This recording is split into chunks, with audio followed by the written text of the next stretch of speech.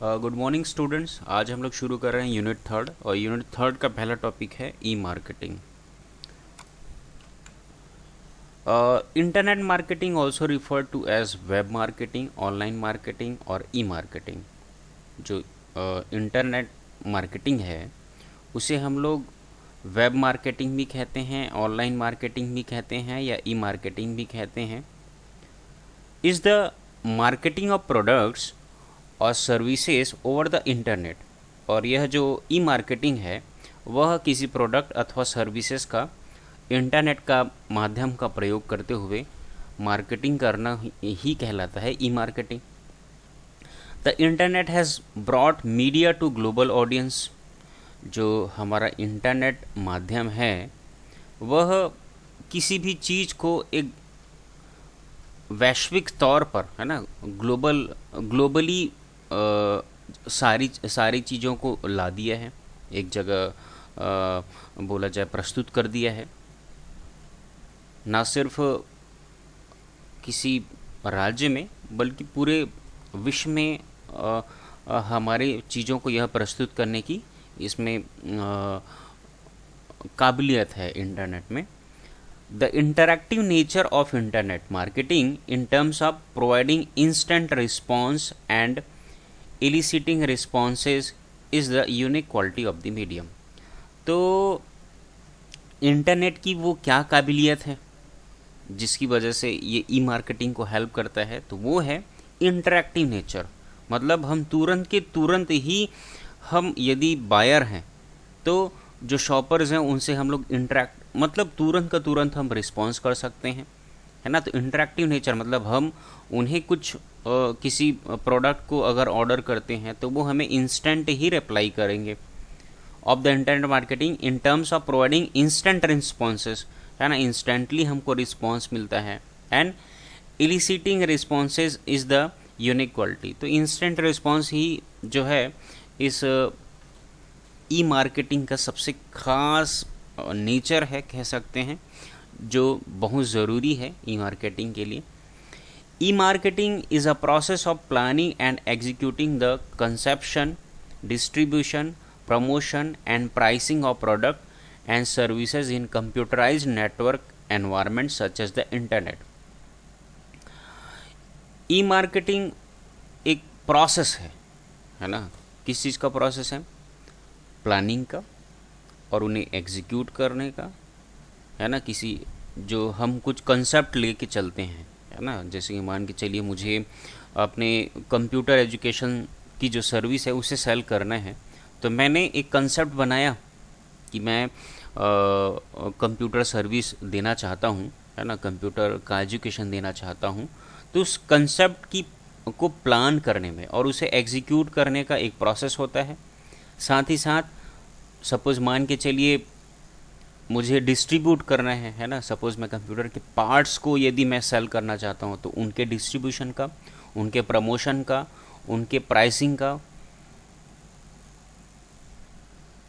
कैसे कंप्यूटराइज्ड और network environment internet का प्रयोग करते हुए।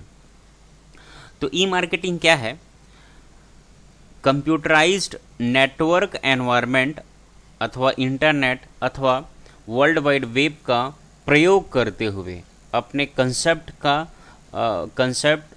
के प्लानिंग, कंसेप्ट को प्लान करने का, एग्जीक्यूट करने का, उसे डिस्ट्रीब्यूट करने का, उसे प्रमोट करने का और उसे प्राइसिंग करने का, यह एक प्रोसेस होता है। To facilitate exchange and satisfy customer, और हम कस्टमर को ये सुविधा दें कि वो एक्सचेंज कर पाएँ और उन्हें हम उनको सर्विस प्रोवाइड कर पाएँ उनके डिमांड के आधार पर। It has two distinct advantage over traditional marketing. तो ट्रेडिशनल जो मार्केटिंग होते हैं उससे यह दो तरीके से फ़ायदेमंद है। E marketing provides customer with more convenience and more competitive prices and it enables business to reduce operational cost. तो देखिए देखिए इसका दो एडवांटेज है। कस्टमर को यह सुविधा देता है, हम क्या कर सकते हैं, प्राइस को कंपेयर कर सकते हैं, और साथ ही साथ बिजनेस को चलाने के लिए जो ऑपरेशनल कॉस्ट लगता है ना, उसकी हम यहाँ से बचत हो सकती है। फॉर एग्जांपल हम किसी कपड़े की दुकान में जाते हैं तो भैया एक तो व्यक्ति हम बोलते हैं उसको, भैया मुझे साड़ी चाहिए या मुझे इस प्रकार के पैंट चाहिए, तो भाई वो एक दिखाने वाला चाहिए, है ना, ऑपरेशनल कॉस्ट लगेगा उस शॉप वाले को।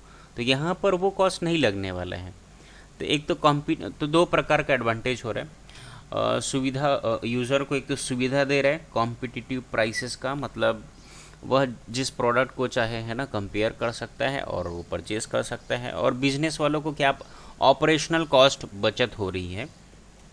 तो ये दो एडवांटेजेस हैं ई मार्केटिंग के। As business offer e marketing and online shopping, customer can get market information from their computers और cell phones and buy goods or find services without leaving home 24 hours a day and 7 day a week। तो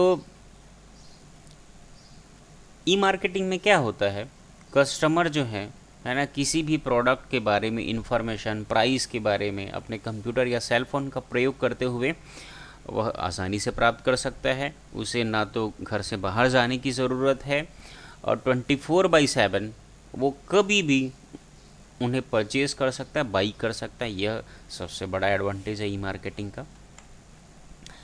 दे can read ads on the web और from email, get e coupons with picture of goods, compare prices and make purchases with a few clicks of their mouse, saving the time and money it would take to shop in person at a brick and mortar store। तो customers क्या कर सकते हैं, वह इनके जो ads होते हैं, एडवर्टीजमेंट्स होते हैं, उन्हें वेब से, ईमेल से या ई कूपन से देख सकते हैं, है ना, आसानी से पिक्चर्स में देख सकते हैं उन अपने गुड्स को, और प्राइस को कंपेयर कर सकते हैं और उन्हें परचेज कर सकते हैं बड़े ही आसानी से। एक सिंगल माउस क्लिक किए और वह प्राइस को परचेज कर सकता है, जिससे उसका पैसे की भी बचत होती है और समय की भी बचत होती है। इस तरीके से बड़े आसानी से घर बैठे वह एक ऐसा फील ले सकता है कि वो शॉप में से परचेसिंग कर रहा हो।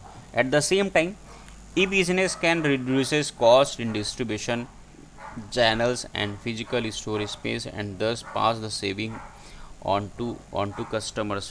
तो जैसे कि यह कई प्रकार से जो ऑनर होते हैं उनके डिस्ट्रीब्यूशन कॉस्ट को भी सेव कर देता है ना। जैसे कि अब भाई मैं कोई फैक्ट्री खोल के रखा हूँ, तो मैं प्रोडक्ट्स मैन्युफैक्चर करता हूँ, अब उसे मैं डिस्ट्रीब्यूट करूँगा, उसको मैं पहुँचाऊँगा जिनको जिनको चाहिए।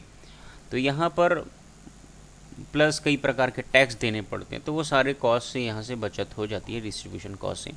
To make e marketing effective and efficient, managers of e business need to know online customer behaviour.